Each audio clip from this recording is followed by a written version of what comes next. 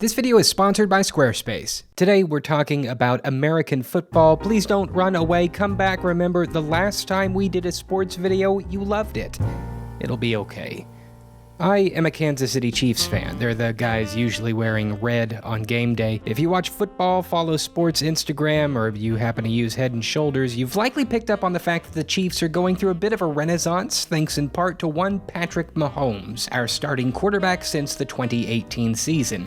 Now, some background. During my lifetime, the Chiefs' quarterbacking situation has mostly been one of mediocrity. 2009 to 2012 saw Matt Castle behind center. He is a man famous for two things. Firstly, being one of Tom Brady's many backups over the years, and thus a glorified New England trade piece. And second, this goofy animated GIF where he seems unsure of how baseball caps work.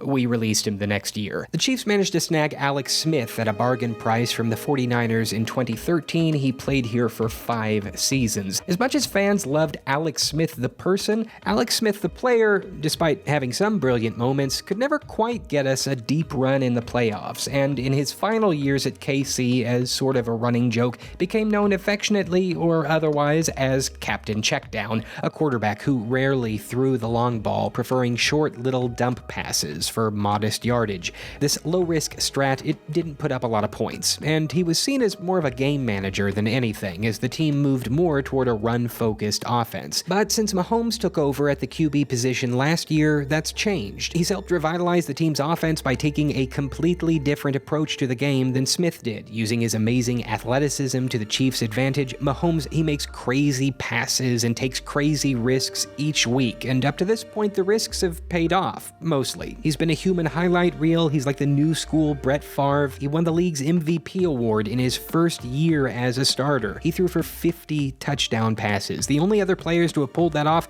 are Tom Brady and Peyton Manning. Manning did it as a football veteran of 37 years old. Brady was 30 with 3 Super Bowl rings. Patrick Mahomes did it at 22.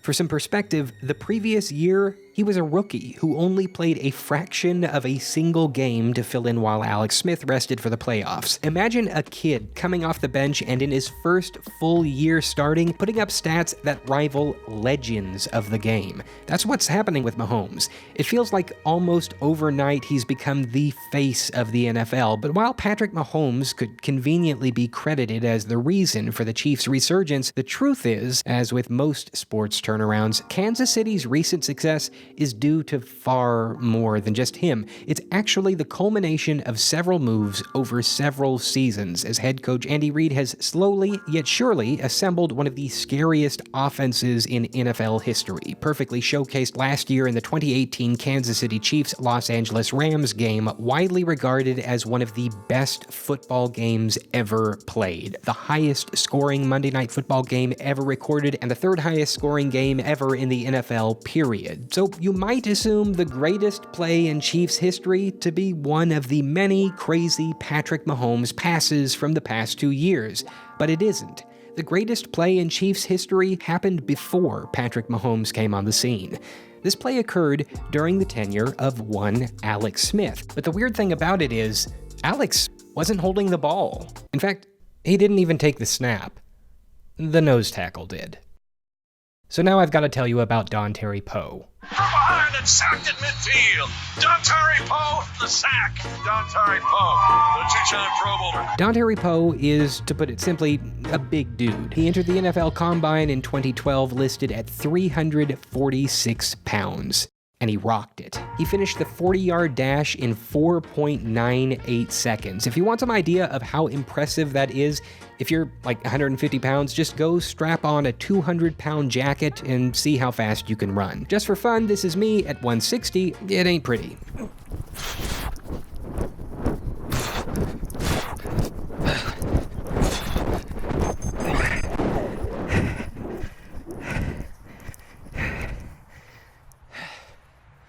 My knee gave out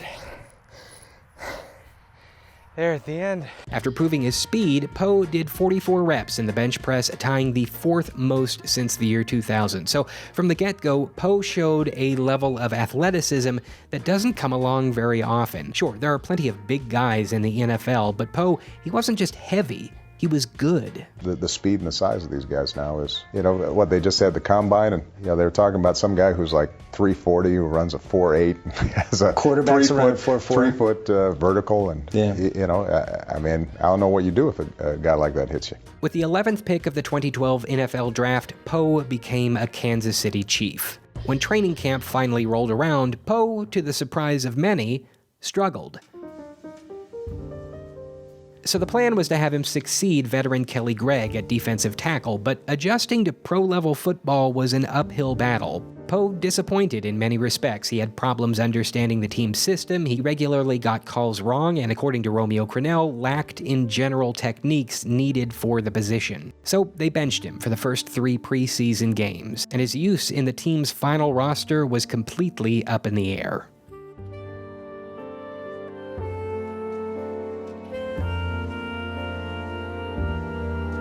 But this being football, Anthony Toribio got injured and Poe was the next man up, starting and remaining the team's starter during the entire regular season.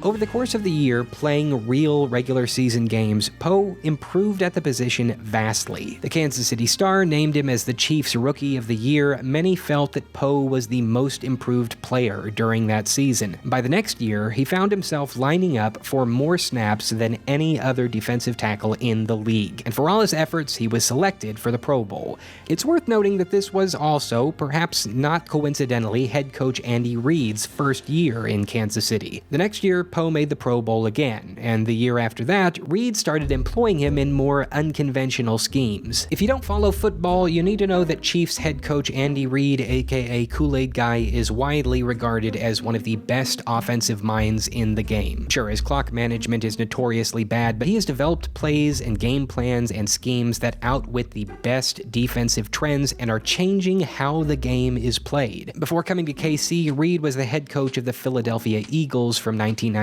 to 2012. He took the Eagles to 5 conference championships and 1 Super Bowl appearance in 2005.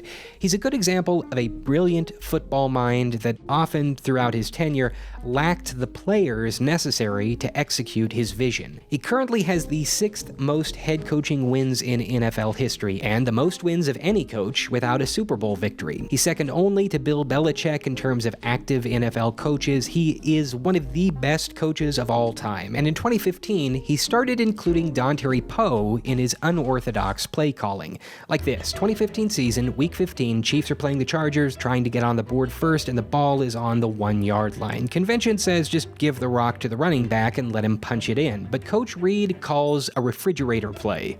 He takes Poe, the big defensive tackle, and puts him on offense. Poe does not play this side of the ball. He is supposed to tackle guys, not take the handoff. But that's the point. It's a trick play. The Chargers' defense is trained to stop running backs, but not a 350-pound one. Reid's going to roll the dice. They go to the big fella, the tight end. It's Brian Parker. It's Dontari Poe, I beg your pardon. That big guy. He fooled everyone. He sure did.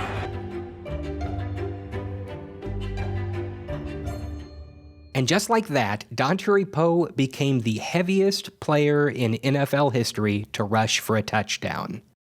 But that's not the greatest play. Next season, Week 6, Chiefs vs. Raiders, Spencer Ware, the Chiefs running back, takes it 45 yards to set up a potential score in the red zone. Chiefs are then stopped twice. 3rd and goal, ball on the 1, our guys, they just can't seem to punch it in.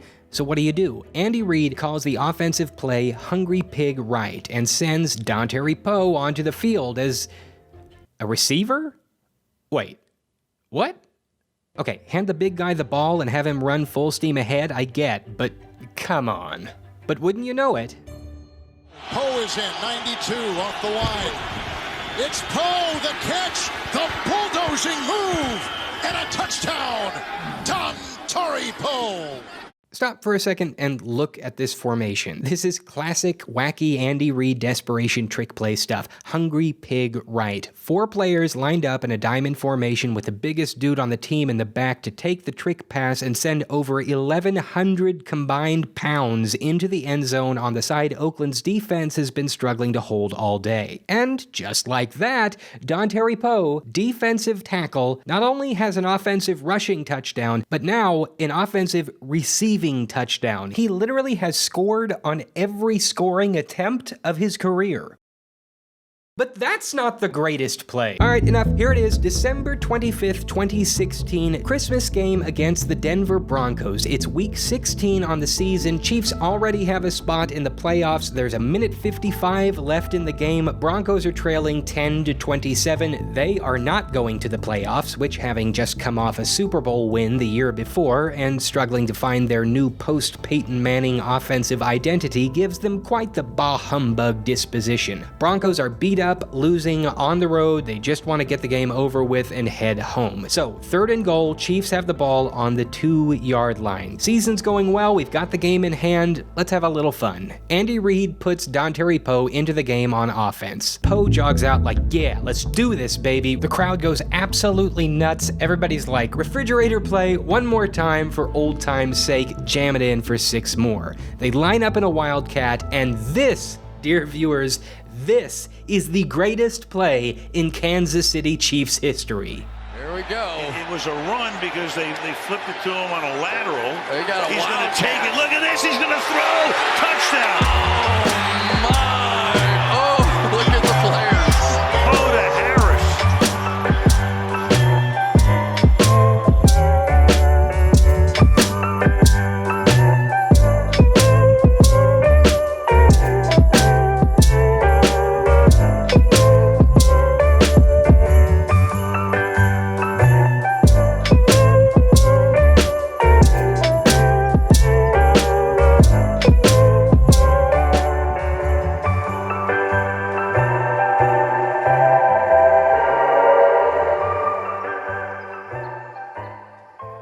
At the end of the season, Poe left the Chiefs and signed with the Atlanta Falcons. Speaking as a Chiefs fan, I miss him.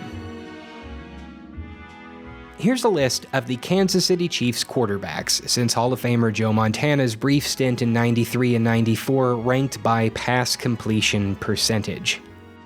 Here's Patrick Mahomes. And here is defensive tackle Dontari Poe.